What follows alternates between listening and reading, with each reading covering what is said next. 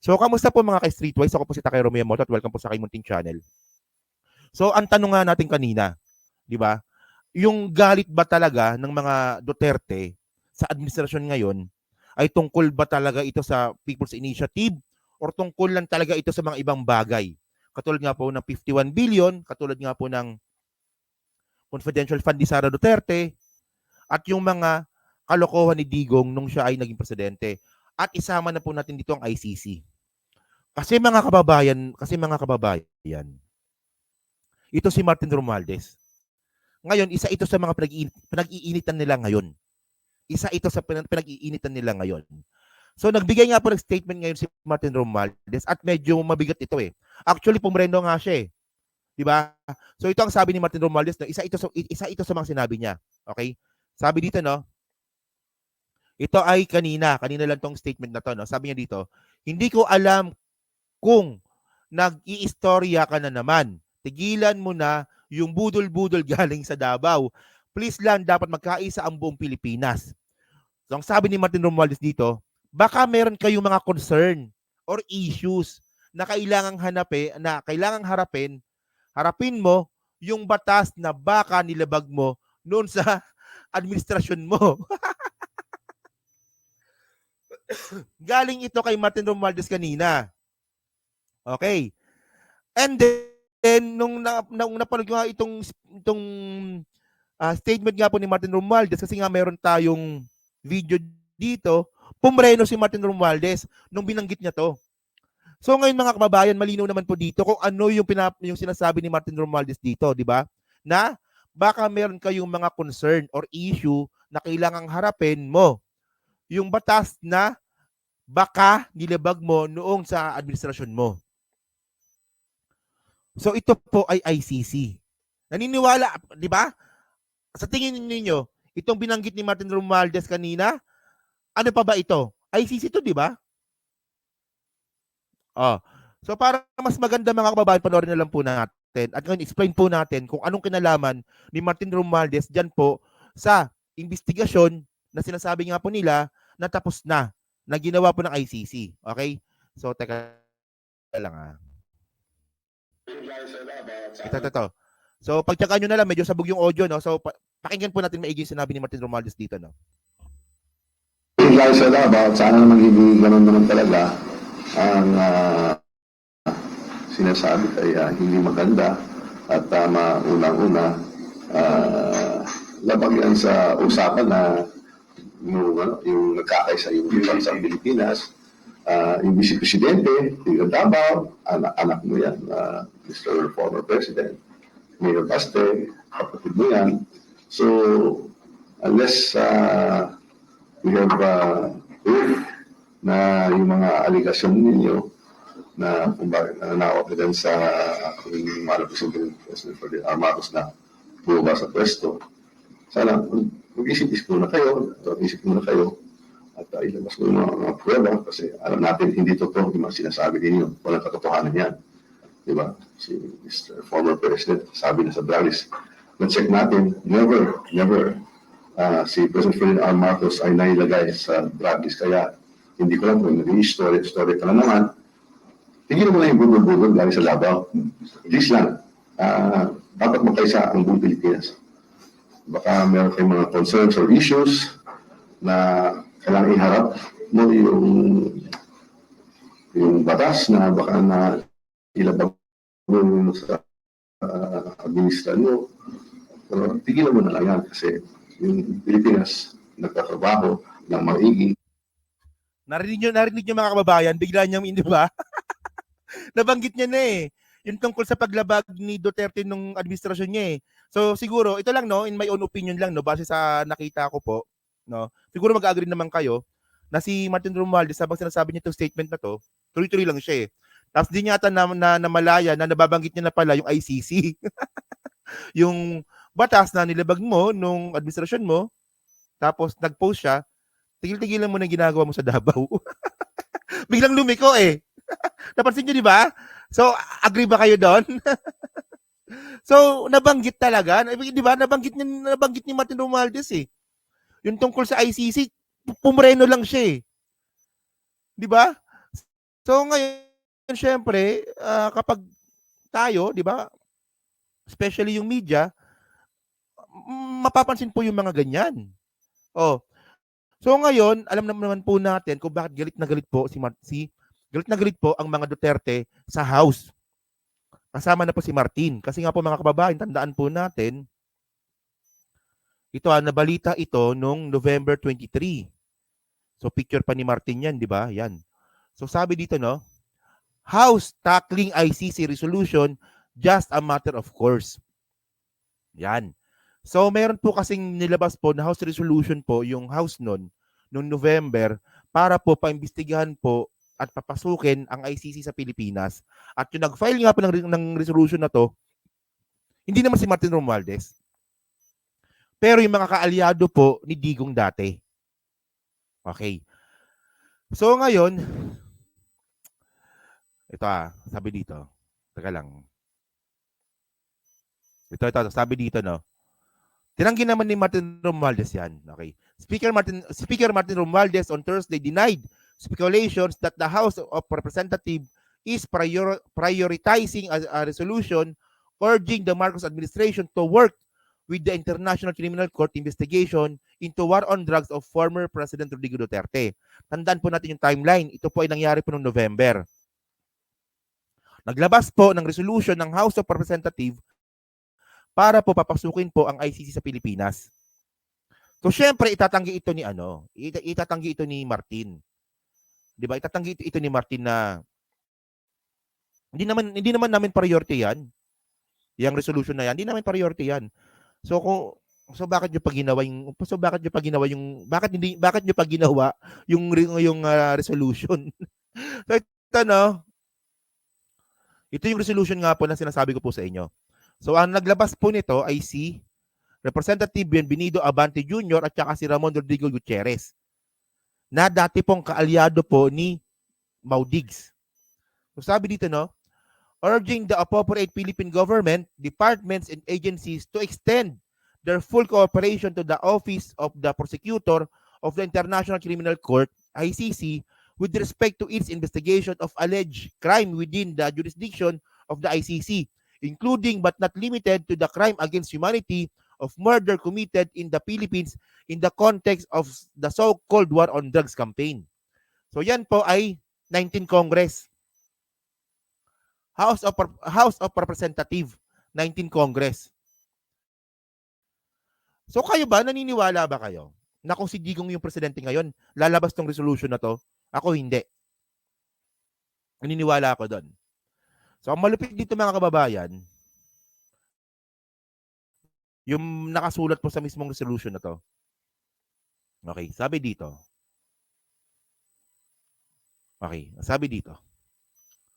Whereas on July 18, 2023, the ICC Appeals Chamber upheld the authorization given by Pretrial Chamber 1 for the ICC prosecutor to resume its investigation into the situation of the Philippines. Yan. So, sa bandang baba po kasi, sabi dito, ito yung pinaka-resolve eh. Okay. Now, therefore, be it resolved, the House of Representatives, through this resolution, call on the appropriate Philippine government, department, and agencies to extend their full cooperation to the ICC prosecutor with respect to its investigation of any alleged crime within the jurisdiction of the ICC, including but not limited to the crime against humanity of murder committed in the Philippines in the context of the so-called war on drugs campaign adopted. So meron po kasing resolution ng House. At alam naman po natin na madalas po talaga yung kilos po sa House ay iisa. Kailangan lang na mag-file ng isang resolution at pag-uusapan. 'Di ba? Hindi napakabihira po kasi talaga sa House yung gagawa ka ng resolution tapos mapapahiya ka lang, hindi papansinin. So bago nilabas tong resolution na to, may pag-uusap na po yan, yung mga congressman na yan. At hindi lang yan mga kababayan, yung resolution po na yan ay naipasa po sa DOJ. Ayan, no? Teka lang. Ay, hindi ko na isama. Visit na yan. Hindi ko na isama, no? So, yung ano na po na yan, yung resolution na po ni, yung resolution po na yan, ay naipasa po sa DOJ po yan. So, ngayon, di natin alam kung ano ba yung nangyari po behind the scene dito po sa ICC. Pero malinaw po mga kababayan, na kung totoo nga po nakapasok na po yung ICC dito, meron pong kinalaman dito yung House because of this resolution. Kasi nga po mga kababayan, no, ito yung balita dito eh. Teka lang Ito. Sabi dito, ito nung December 29. Kampo ni Duterte, kabadong nakapasok na ICC sa Pinas. So alam naman po natin nung Disyembre, itong si Harry Roque nagwawala. Okay? Ibinunyag ng dating tagapagsalita ng Malacanang na labas-pasok na umano sa Pilipinas ang mga investigador ng International Criminal Court para kalkalin ang reklamong extrajudicial killing sa ilalim ng administrasyong Duterte. So, ngayon mga kababayan, kaya pala, 'di ba? Kaya pala. 'Di ba nagalit na galit itong mga Duterte kay Martin Romualdez? 'Di ba? Kasi isa si Martin Romualdez at ang House ang naging na dahilan o gumawa ng paraan para papasukan po yung ICC dito. At bukod nga dyan mga kababayan, ito pa. Okay. Ito na content ko na ito nung nakaraan. Di ba? Na yung ICC po talaga ay pumapasok po ito ng patago. Di ba? Confidentiality for the protection of national security interest. So dito po talaga kinakabahan po yung mga Duterte. 'Di ba? Na posible na yung ICC po ay nakapasok na gamit po yung confidentiality. Oh. Bukod pa diyan. So maganda yung Kuya Inaro, no? So kasi marami po kasing factor po para po makapasok yung ICC. Kasi unang-una po kasi yung resolution nga po ng House na pinasa po kay DOJ, and then yung decision po ng Supreme Court noong 2021 na meron pong jurisdiction pa rin po yung ICC sa Pilipinas. 'Di ba? So malinaw mga kababayan. So ngayon kaya isa ito sa mga reason kung bakit galit nga po ang mga Duterte kay Martin Romualdez. So ginamit na lang po yung PIPA na yan. So tandaan natin mga kababayan, 'di ba? Nadulas na po si Martin Romualdez eh. Pinigilan niya lang eh. Baka meron kayong mga concern or issues na kailangang harapin mo. Yung batas na baka nilabag mo noong administrasyon mo.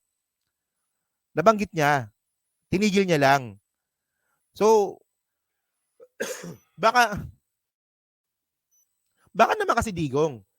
'Di ba? Baka naman kasi digong na natatakot ka lang sa ICC, kaya ka nakakaganyan. So, pwede mo naman kausapin si Martin Romualdez.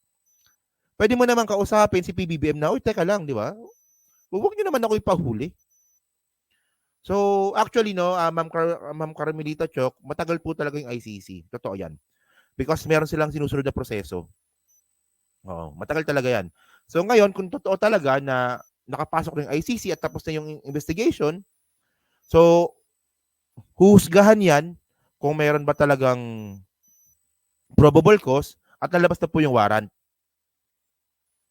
'Di ba? So, ang sabi ni Trillanes baka second quarter. Pero ako mukhang naniniwala ako na baka bago matapos yung taong ito. Medyo matagal pa. Kasi isipin niyo lang yung timeline, 'di ba? Nung bandang March, doon nag-decide yung ICC na itutuloy yung investigation, and then nakapasok lang sila nung December. So, and then baka this year din talaga yan mukhang makapasok ng ano. Yan. So, ngayon mga kababayan, di ba? Kasi mga ka-streetwise, no, para sa akin, napaka-OA na yung actions ngayon ng mga Duterte, napaka-OA para lang sa PI. OA yun para sa akin. Kasi mga kababayan, nung panahon naman kasi ni Duterte, nag-open naman sila dyan tungkol nga po sa constitutional amendments at saka sa constitutional reform. At meron pa nga po silang revolutionary government at meron pa nga silang federalism. So naging open si Duterte diyan sa sa tsa na yan. Tapos ngayon, babanggitin ngayon ni Digong na, di ba, na malinis ang constitution, hindi dapat palitan. So, ibig sabihin nun, kapag kayo gagawa, pwede. Pag ibang administrasyon, hindi pwede. Ganun ba yon? Di ba? So, OA para sa akin yung PI na yan. Well, para sa akin, may mga question ako dyan sa People's Initiative na yan. Kasi hindi naman kasi pwede maging People's Initiative talaga yan kung hindi galing sa tao. So, kailangan mo nilang patunayan na meron talagang kinalaman yung House. Diyan nga po sa PI na yan. So, medyo excited din po ako dun sa mangyayari pong hearing. Pero ang punto natin dito, di ba, OA. So, merong ibang kinakatakutan ang mga Duterte bukod dyan sa PI. So, sabi nga po ng mga nag-comment kanina, malamang yung 51 billion at malamang pati yung ICC. Di ba? So, yun, di ba? So, ngayon, wala na kasing trolls yung ano eh. Wala nang trolls yung mga Duterte ngayon eh. Kasi wala na sila sa posisyon. Oo. Di ba, umamin si Nino Barsaga kanina, di ba? Na inuutusan talaga sila nung administrasyon ni administrasyon ni Duterte, 'di ba? Inuutusan talaga sila. Pero this time nung panahon nga po ni PBBM, 'di ba? Hesitant po yung PCO sa mga vlogger. Hindi talaga totally naka-connect. Naniniwala ako doon. Oo. Kasi yung mga vlogger mismo may mga reklamo din. Mga kilala ko sila eh, 'di ba? So yun lang po mga kababayan. So kayo po anong masabi niyo nga po dito sa sinabi nga po ni Martin Romualdez regarding nga po dito na sa ICC. Ako naniniwala kong ICC ito eh.